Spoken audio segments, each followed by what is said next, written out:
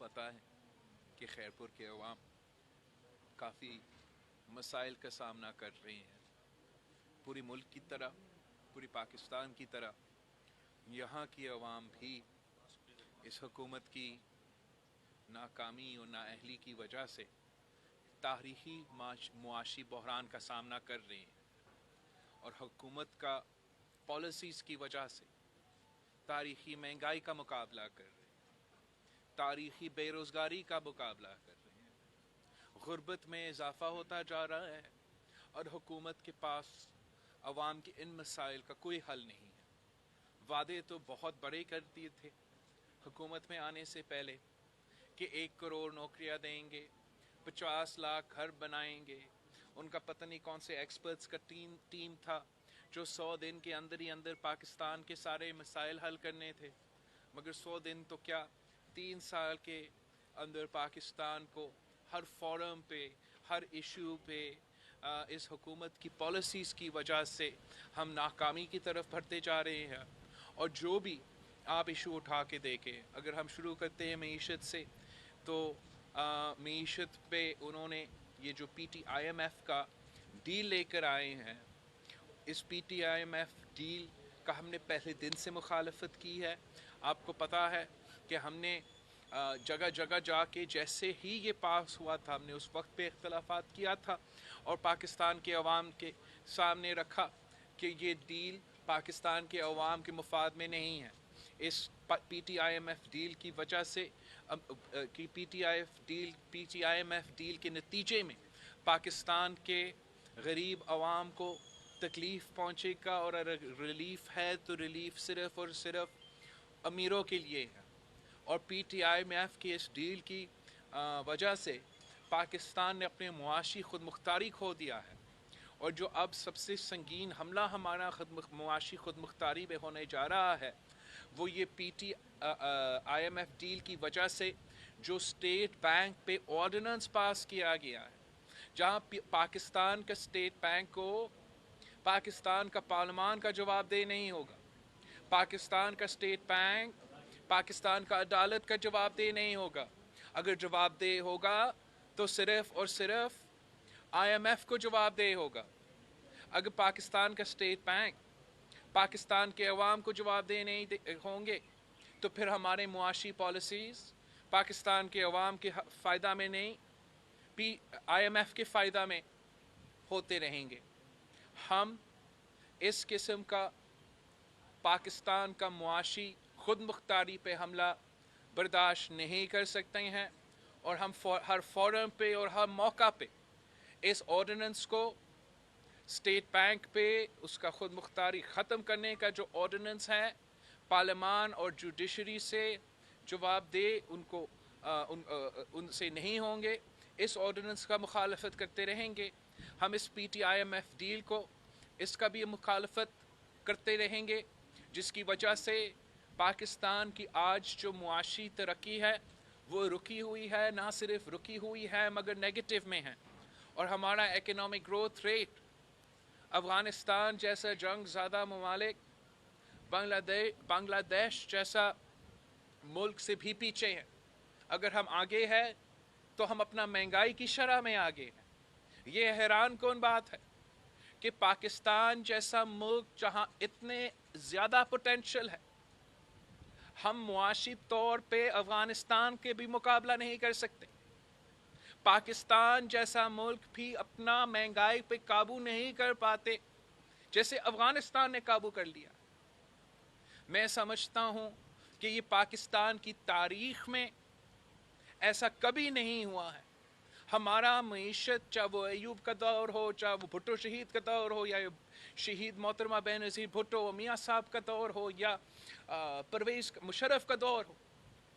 ہم نے کبھی اتنا مشکلات کا سامنا نہیں کیا. Today every single Pakistani is in debt to the tune of 175,000 rupees. ہر پاکستانی پہ یہ قرض ہے، اور یہ صرف اور صرف عمران خان کی IMF کی وجہ سے. یہ ان کی معیشت پہ کارکردگی آپ کے سامنے،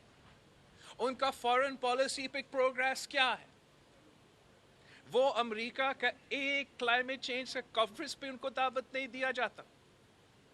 وہ ہمارا ہر نیبر سے اپنے تعلقات میں خرابیاں پیدا کیے ہیں.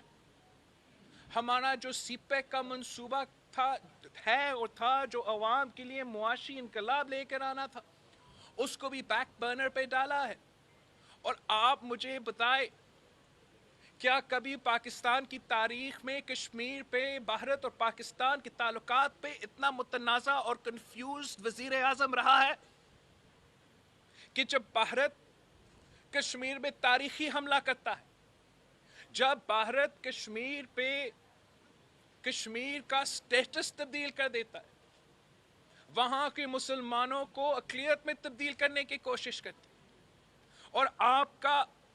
پاکستان کا وزیر اعظم نیشنل اسمبلی پہ کھڑا ہو کر کہتا ہے کہ میں کیا کروں. اب 3 سال گزر چکے ہیں, آج تک کسی ایک پاکستانی کو نہیں پتا کہ اس منافق وزیر اعظم کا پالیسی کیا ہے. کبھی وہ اپنے آپ کو کشمیر کا سفیر کے طور پہ پیش کرتا ہے, تو کبھی وہ کلبھوشن یادو کے وکیل بننے کی کوشش کر رہا ہے, آرڈیننس کے تھرو کلبھوشن یادو کو NRO دینے کی کوشش کرتا ہے.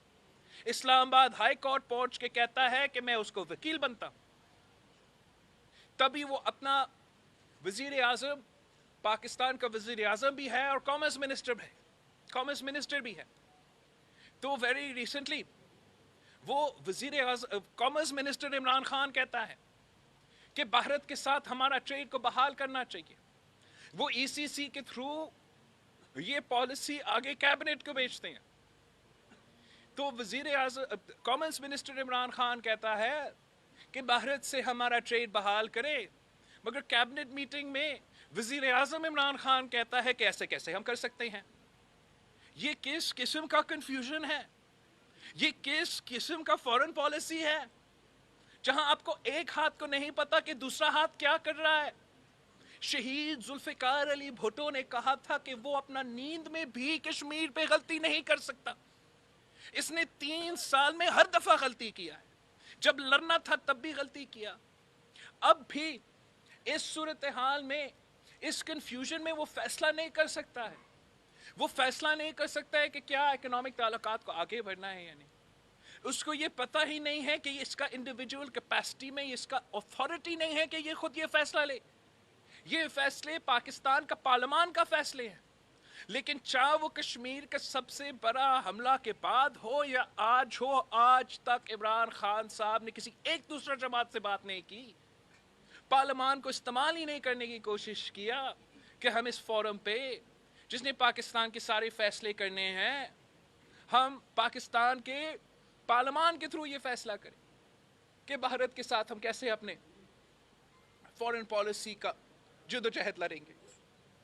آپ خود یہاں خیرپور میں بیٹھ کے اس حکومت کا کنفیوژن کا نقصان بھگت رہے. مختلف علاقوں کے لیے مختلف پالیسیز ہوتا ہے. بھارت سے جنگ لڑنا ہے تو خیرپور کے ڈیٹ فارمرز نے یہ جنگ لڑنا ہے, اور نقصان ہو تو خیرپور کے ڈیٹس کے ہو. مگر کئی اور اس قسم کے سخت فیصلے نہیں لیے جاتے. ہم سمجھتے ہیں کہ پورا پاکستان کے لیے ایک پالیسی ہونا چاہیے. ہم سمجھتے ہیں کہ چاہے وہ معاشی پالیسی ہو, چاہے وہ فورن پالیسی ہو, وزیر اعظم میں کوئی کنفیوژن نہیں ہونا چاہیے, اور یہ فیصلے پارلیمان میں ہونا چاہیے. مگر افسوس کے ساتھ اس وزیر اعظم کو جو ہم پہ مسلط کیا گیا ہے, اس میں وہ صلاحیت نہیں ہے کہ وہ ہمارا معیشت چلائے, ہمارا فورن پالیسی چلائے, ہمارا ملک چلائے. لیکن اس کی یہ خود خوش قسمتی ہے کہ جب وہ اتنا کمزور وکٹ پہ آ چکا تھا, جب وہ نیشنل اسمبلی میں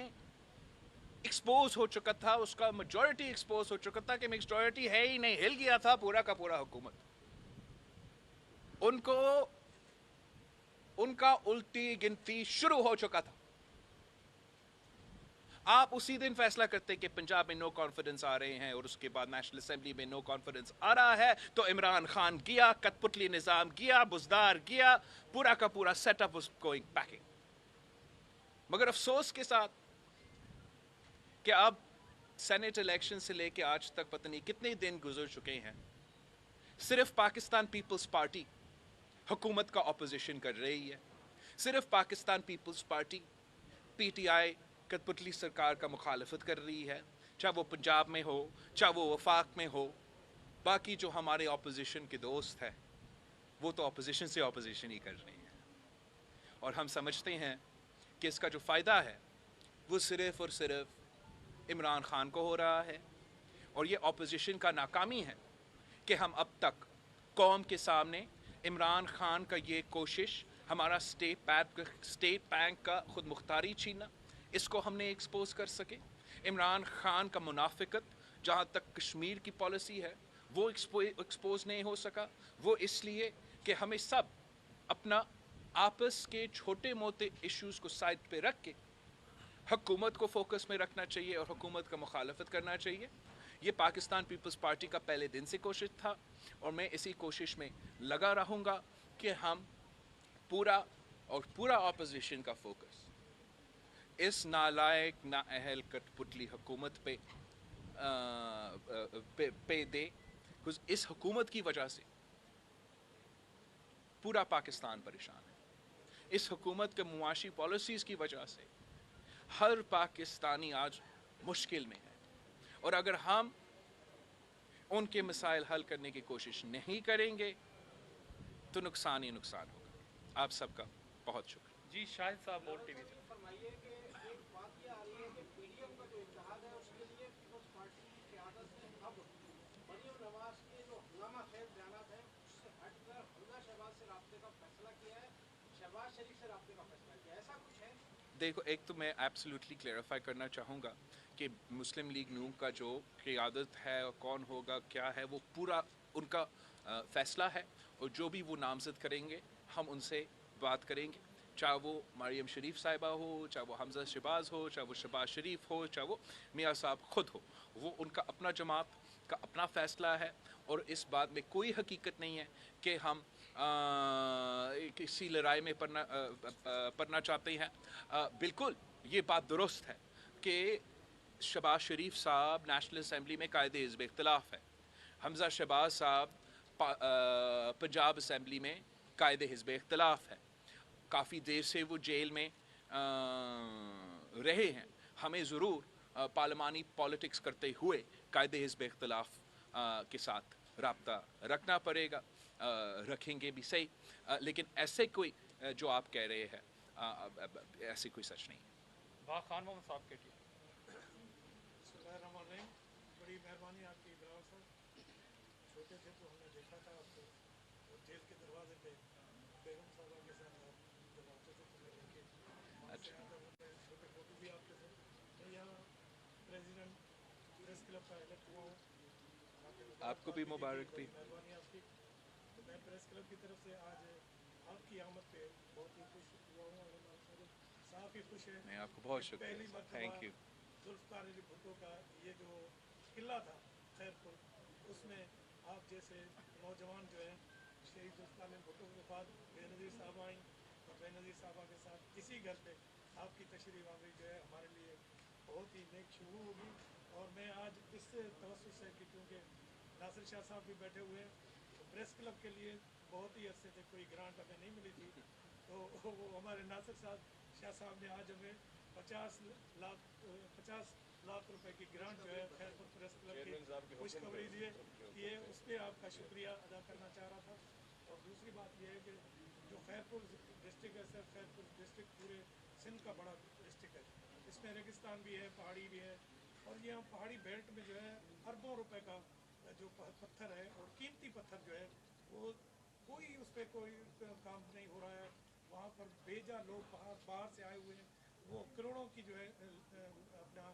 پتھر نکال کے لے کے جا رہے ہیں، اور گورنمنٹ سندھ کو کوئی بھی 1 روپیہ بھی جو ہے اس کی مد میں نہیں آ رہا ہے۔ تو میری یہ خواہش یہ تھی اور عرض یہ تھا کہ وہاں غیر قانونی طرح سے جو کچھ خیر پور کی آمدنی جو ضائع ہو رہی ہے اس پہ سندھ گورنمنٹ کو توجہ دینی چاہیے۔ دوسری گزارش یہ تھی جو آپ نے ڈیٹ کی بات کی، تو کھجی کا فصل اس دفعہ جو کرونا کی وجہ سے ہمیں بہت ہی اچھا ریٹ ملا، کیونکہ باہر سے کرونا کی وجہ سے کھجی نہیں آئی، مگر اس نالائق گورنمنٹ نے یہ کیا ہوا ہے कि इस खजी जो है हमारे पास वाफर मकदार में होती है, जिससे हम बैनुल-अक़वामी अपनी करेंसी लेके आते हैं, मगर इन लोगों ने फिर खजी बाहर से मंगाना शुरू कर दिए। तो हमारा ये फसल जो है गरीबों का फसल जो है उसके रेट डाउन हो जाते हैं। इसमें मेहरबानी करके सर, इस आप तरफ तवज्जो जरूर एक तो बहुत मुबारक हो, आप अपना प्रेस क्लब के इलेक्शन जीत चुके हैं और नासिर शाह साहब का जिम्मेदारी है कि हर प्रेस क्लब को ओन करे और मिल के काम करे, कि मैं उम्मीद करता हूँ कि आपके साथ भी मिल के काम करेगा। मुझे भी इस बात की बहुत खुशी महसूस हो रहा है कि हमें ये मौका मिला है। वैसे हम खैरपुर आते रहते हैं, लेकिन यहाँ आना और आपसे मिलना कभी बहुत खुशी महसूस हो रहा है। आपका दो जो सवाल थे, एक जहाँ तक आपका लोकल स्टोन का आप जिक्र कर रहे थे, मुझे इतना इन्फॉर्मेशन नहीं है कि कौन सा स्टोन या क्या आपकी ये वैल्यूबल कमोडिटी है। मैं ज़रूर सिंध हुकूमत को कहूँगा कि इसको रिव्यू करे। हम तो चाहते थे और चाहते हैं कि जिस तरीके से सिंध हुकूमत ने थरकोल में एक पब्लिक प्राइवेट का कॉन्सेप्ट दिया, जिससे सिंध के अवाम 51% स्टेक होल्डर है, और फिर मुख्तलिफ प्राइवेट कंपनीज़ का भी स्टेक है, और वो मिल के सिंध का कोयला भी पहली दफ़ा इस्तेमाल भी कर रहे हैं, बिजली भी पैदा कर रहे हैं, और वहाँ के अवाम को लोकल फ़ायदा पहुँचा रहे हैं। और हमारा ख्वाहिश ये है कि हम पूरे सिंध में जो भी ऐसे हमारा रिसोर्सेज है, हम पब्लिक प्राइवेट पार्टनरशिप में सिंध हुकूमत का हिस्सा भी हो, लोकल लोग भी मिल के इनको इन रिसोर्सेज को इस्तेमाल करें, लोकल्स की मीशत को चलाने के लिए, लोकल्स को फ़ायदा पहुंचाने के लिए। और आपका जो पब्लिक प्राइवेट पार्टनरशिप का सिलसिला है बहुत अच्छा तरीके से चल रहा है और चल रहा था। अब मसला ये है कि जो नैब का इस वक्त हुकूमत के साथ का जोर है, इससे मैं समझता हूँ कि आपका चाहे वो ब्यूरोक्रेसी हो या बिज़नेस कम्युनिटी हो, वो उस तरीके से हुकूमत के साथ मिल के काम नहीं कर रहे हैं जैसे वो माजी में कर रहे थे। लेकिन हम फिर भी इस पे ज़ोर देंगे, फिर भी कोशिश करते रहेंगे कि ये शहीद मोहतरमा बेनज़ीर भुट्टो की पॉलिसी थी कि पब्लिक प्राइवेट पार्टनरशिप के कॉन्सेप्ट 1993 मैनिफेस्टो में जो शहीद बीबी लेकर आई थी, उससे बहुत से कामयाबियाँ हुए हैं, और उसमें हम लोग को स्टेक होल्डर्स को नेचुरल रिसोर्सेज में स्टेक होल्डर बना के उनका भी मुआशी फ़ायदा हो जब ये रिसोर्सेज मार्केट पे जाए, और इस पे हम इंशाल्लाह मज़ीद काम करेंगे। आपका लोकल फसल के लिए ये आप डेट्स खर्ची का जिक्र कर रहे हो, डेट्स का जिक्र कर रहे हो, ये भी इस पे हम मज़ामत करते हैं कि हुकूमत जो भी फसल हो, यहाँ आप ने स्पेसिफिकली डेट्स की बात किया है, इससे पहले आपने देखा टमाटर भी हो या प्याज भी हो, अपना लोकल किसान को, लोकल फार्मर को फ़ायदा पहुंचाने के बजाय जब भी आपका बम्पर क्रॉप भी हो, हुकूमत का ऐसे मुआशी पॉलिसी है कि वो उस टाइम पे बाहर से भी मंगवाते हैं और बाहर को इम्पोर्टेड माल को फ़ायदा पहुंचाते हैं, और आपका किसान को नुकसान पहुंचाता है, एग्रीकल्चर सेक्टर को नुकसान पहुंचाता है। और इस हुकूमत का मैनिफेस्टो में, मंशूर में ये वादा था, दावा था कि वो एग्रीकल्चर इमरजेंसी डिक्लेयर करके पाकिस्तान के किसान का मिसाल हल करेंगे। और पाकिस्तान पीपल्स पार्टी का तो हमेशा मौक़िफ़ यही रहा है कि पाकिस्तान का तो जो मईशत है वो ज़राई मईशत है, और अगर आप ज़राई मईशत को तगड़ा करेंगे, अगर किसान खुशहाल होगा तो पाकिस्तान खुशहाल होगा। मगर इस हुकूमत ने एग्रीकल्चर इमरजेंसी लगाने से और मदद करने के बजाय उन्होंने पूरा पाकिस्तान की एग्रीकल्चर मईशत को इमरजेंसी में डाल दिया है, और हर सतह पे इसी तरीके से नुकसान पहुंचा रहे हैं। और यही वजह है कि पाकिस्तान पीपल्स पार्टी इनके डट के मुकाबले कर रही है। जी नवीद खोड़ो साहब AR अस्सलाम वालेकुम। पार्टी की सियासत तो बयानात होती है, PDM को क्या पीपल्स पार्टी ने इस्तेमाल कर दिया है, और ऊपर का मामला तय हो गए हैं कि यूसुफ रज़ा गिलानी अपोजिशन लीडर हो गए हैं सेनेट के, और क्या अगली हुकूमत पीपल्स पार्टी की बनेगी, और क्या इमरान खान ये मदद पूरी करेगा? पाकिस्तान पीपल्स पार्टी का पहले दिन से ये कोशिश रहा है कि ना सिर्फ इस हुकूमत का मुखालफत करे, मगर हमारा अपोजिशन में जो जमातें हमसे शायद तादाद में ज़्यादा थे या कम, उन सब के साथ मिल के अपोजिशन करें। آپ کو یاد ہوگا ایسے وقت تھا جب شاید پاکستان پیپلز پارٹی ہی زیادہ ایکٹیو تھا اور مختلف جماعتیں ڈومنٹ تھے، مگر میں نے خود بہت کوشش کیا، ہر صبح میں خود گیا اور محنت کر کے سپٹمبر 20 پہ ہم نے پاکستان ڈیموکریٹک موومنٹ کی بنیاد رکھی، اور ہم آج بھی چاہتے ہیں کہ اپوزیشن جماعتوں مل کے کام کریں، کہ اگر اپوزیشن جماعتیں مل کے حکومت کا مخالفت نہیں کریں گے تو اس کا فائدہ عمران خان کو ہوگا، اور ہمارا کوشش یہی تھا کہ یہ کد پتلی حکومت اپنا ٹرم مکمل نہیں کرے، اور اگر اپوزیشن مل کے ان کا مقابلہ کرتے ہیں تو عمران خان اپنا ٹرم پورا نہیں کرتا۔ میں سمجھتا ہوں یوسف رضا کا نیشنل اسمبلی سیٹ کا جیتنے کے بعد the writing was on the wall, this government had to go. اور میں آج بھی سمجھتا ہوں کہ آپس میں لڑنے کے بجائے اگر ہم حکومت کو نشانہ بنائیں تو ہم اس گول میں کامیابی حاصل کر سکتے ہیں۔ میں جانتا ہوں کہ کچھ جماعتوں کا یہ پروپیگنڈا ہے، یہ کوشش ہے، یہ غلط کوشش ہے کہ پاکستان پیپلز پارٹی کو ایک ایسے پیش کرنے کی کوشش کرے کہ ہم نے کچھ ڈیل کی ہو، لیکن آپ جانتے ہو اس لیے، اور آپ جانتے ہو، آپ پاکستان پیپلز پارٹی کے ماضی بھی جانتے ہو اور آپ بھی آج بھی جانتے ہو کہ ہم اس قسم کی سیاست نہیں کرتے، اور میں سمجھتا ہوں کہ ہمیں اس قسم کے الزامات ایک دوسرے پہ نہیں ڈالنا چاہیے۔ اگر میرے جماعت میں میرے کارکن کچھ سالوں سے ان کے کوئی سوالات ہے جس کا لیکن ہم ان سوالات جو پی ڈی ایم کے جماعتوں کے بارے میں ہیں ہم ان پہ زور نہیں دیتے، اس لیے اس سے اختلاف میں اضافہ ہوتا۔ we choose to focus on what we agree on, and we should choose also to agree to disagree where we disagree. That is the beauty of democracy. لیکن یہ اس قسم کا غلط بیان بازی کسی کی جماعت کے لیے وہ اپوزیشن کی فائدہ میں نہیں ہے، تو یہی وجہ ہے کہ میں بھی گریز کر رہا ہوں، ورنہ جواب دینے کو تو آپ جانتے ہو کہ ہم اچھے طریقے سے ہر بات کا جواب دے سکتے ہیں، لیکن میں اب تک میں جواب نہیں دے رہا۔ یاسر فاروقی صاحب جی، ملک کے موجودہ جو صورتحال معاشی خاص طور پہ اس جگہ پہ آ گئی ہے کہ اب خبریں یہ گردش کریں گے قومی حکومت بننے جا رہی ہے، تو کیا پیپلز پارٹی قومی حکومت سے اتفاق کرے گی یا آپ کا وہی مطالبہ ہے کہ نئے الیکشن نئی حکومت، اور اگر آپ کو براہ راست کوئی عہدہ آفر کیا جاتا ہے تو آپ قومی حکومت میں لیں گے؟ جہاں تک پہلے دن سے ہمارا یہی کوشش رہا ہے، ہم چاہتے ہیں کہ نیا الیکشنز ہو، صاف و شفاف الیکشنز ہو، فری اینڈ فیئر الیکشنز ہو، 2018 کی طرح جس طریقے سے الیکشنز کروائے گئے ہیں یا ماضی میں مختلف موقع پہ جس طریقے سے پاکستان پیپلز پارٹی کے خلاف ہی دھاندلی ہوا ہے وہ نہ ہو، اور فری اینڈ فیئر الیکشنز ہو۔ یہی کل بھی ہمارا پالیسی تھا، آج بھی ہمارا پالیسی ہے۔ میں نے نہ اپنے پارٹی کے میٹنگز میں نہ میڈیا میں کبھی کسی نیشنل گورنمنٹ، کسی قومی گورنمنٹ، کسی ڈائیلاگ کا، کسی کا ٹرم کا مکمل ہونا کا اشارہ دیا، اور نہ میں آج دوں گا۔ اب دوسری جماعت اگر آپ ان کو دیکھیں انہوں نے شاید اس قسم کی باتیں کی ہوگی۔ علی جعفری صاحب، السلام علیکم بھائی، کیسے ہو؟ خیرپور کے حوالے سے میں سوال کروں گا کہ سیاسی حوالے سے بہت بڑی اہمیت رکھتی ہے، لیکن گزشتہ ٹینور میں پیپلز پارٹی نے کوئی بھی یہاں پہ وزارت نہیں دی ہے، اس کے حوالے سے آپ کیا کہیں گے؟ میں سمجھتا ہوں کہ پاکستان پیپلز پارٹی نے خیرپور کو بہت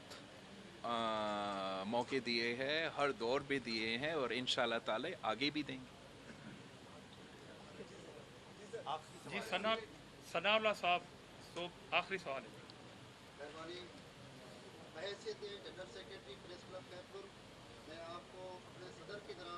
یہاں گیلانی ہاؤس خیرپور میں آپ پہلی مرتبہ آئے، میں آپ کو خوش آمدید کہتا ہوں۔ اس کے ساتھ ساتھ جو میرا یہ سوال ہے، یہ جو پی ڈی ایم نے شامل 8 جماعتوں نے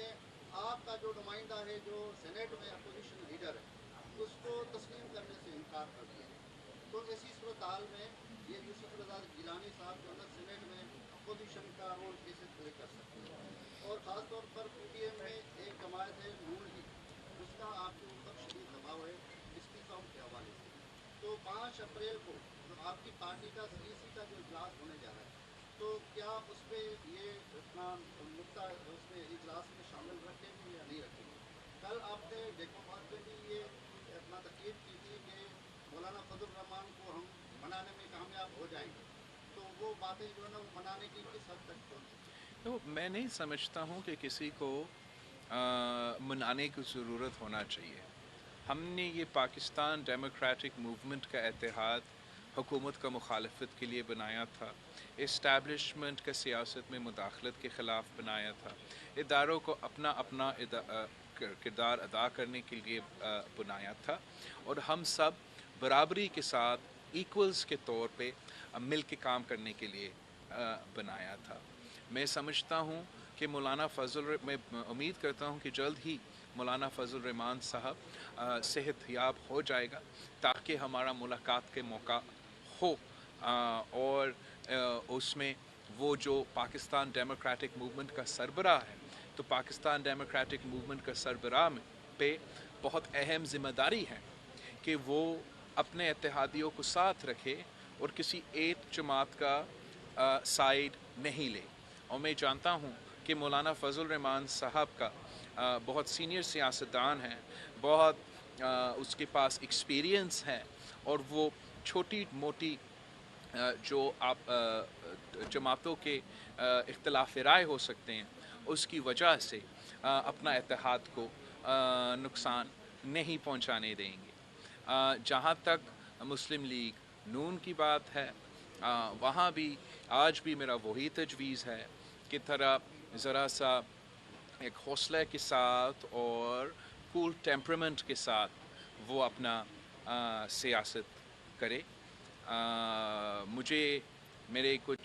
पाकिस्तान पीपल्स पार्टी के दोस्तों को ऐसे लग रहा है कि शायद यूसुफ रज़ा गिलानी की जो कामयाबी है, जितना वो इमरान ख़ान साहब को हज़म नहीं हुआ,